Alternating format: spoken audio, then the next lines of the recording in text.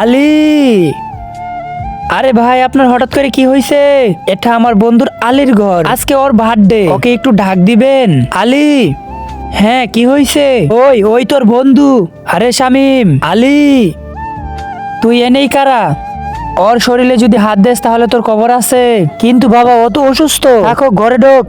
না বাবা, আপনি যখন অসুস্থ ছিলেন তখন। বাবা, হ্যালো চাচা, বাবার শরীর অনেক খারাপ, আপনি তাড়াতাড়ি বাসায় আসেন। আমার অনেক কাজ আছে, আমি ফ্রি হয়ে আসমুনে।